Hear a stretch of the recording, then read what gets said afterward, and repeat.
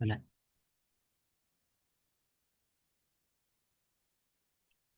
Assalamualaikum warahmatullahi wabarakatuh.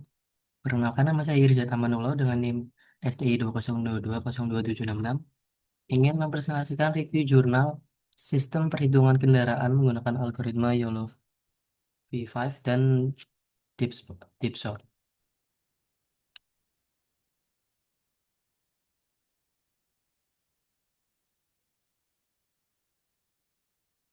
Dengan judul Sistem Perhitungan Kendaraan menggunakan algoritma YOLO V5 dan DeepShot, jurnal ini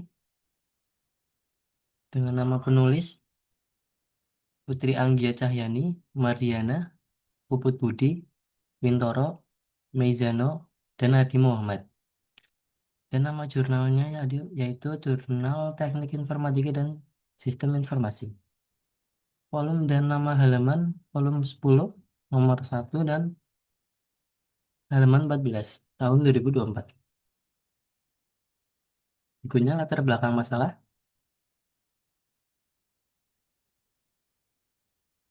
Pertumbuhan jumlah kendaraan bermotor di Indonesia mengalami peningkatan sebesar 4,3% pada tahun 2021 yang berdampak pada emisi karbon dan pencemaran udara meningkat di kota-kota besar. Mengingat pentingnya pengolahan lalu lintas dan pengurangan emisi, diperlukan sistem otomatis yang mampu memantau lalu lintas secara real time dan akurat. Berikutnya ada rumusan masalah. Bagaimana mengembangkan sistem otomatis yang mampu mendeteksi, menghitung, dan mengklasifikasi kendaraan bermotor seperti motor, mobil, dan bus secara real time dengan tingkat akurasi tinggi menggunakan algoritma YOLO V5 dan DeepShot. Tujuan penelitian. Tujuan penelitian yaitu membangun dan mengimplementasikan sistem pemantauan lalu lintas otomatis yang mampu mendeteksi dan menghitung tiga jenis kendaraan utama yaitu secara akurat dan real time, serta mampu menyimpan hasilnya dalam database dan menampilkan melalui web. Tiga jenis kendaraannya yaitu motor, mobil, dan bus.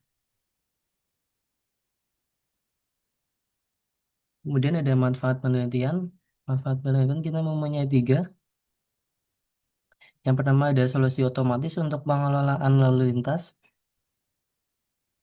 yaitu memberikan solusi otomatis untuk pengelolaan lalu lintas, dan yang kedua pengukuran emisi kendaraan yang dapat membantu dalam pengambilan kebijakan pengurangan emisi kendaraan bermotor guna mendukung program transportasi hijau. Yang ketiga batasan penelitian jurnal ini ada tiga, yaitu hanya untuk tiga jenis kendaraan yaitu motor, mobil, dan bus. Kemudian lokasinya hanya terpusat di kawasan kampus Universitas Lampung. Kemudian yang ketiga, tidak membedakan kendaraan listrik dan konvensional. Masalahnya kalau kendaraan yang listrik kan pasti tidak mengeluarkan emisi karbon, sedangkan kendaraan yang konvensional pasti mengeluarkan karbon, jadi belum terlalu efektif. Terus yang ketiga, metode penelitian. Yang pertama, menggunakan metode Scrum dengan 3 sprint, yaitu dengan 3 siklus sprint melalui tahap pre-game, game, dan post-game. Yang ketiga ada proses pengembangan sistem yang dilakukan secara iteratif, termasuk pengumpulan data, pelabelan data, dan augmentasi training dan pengujian. Yang ketiga ada evaluasi. Evaluasi performa dilakukan secara real time. Yang selanjutnya subjek dan objek penelitian.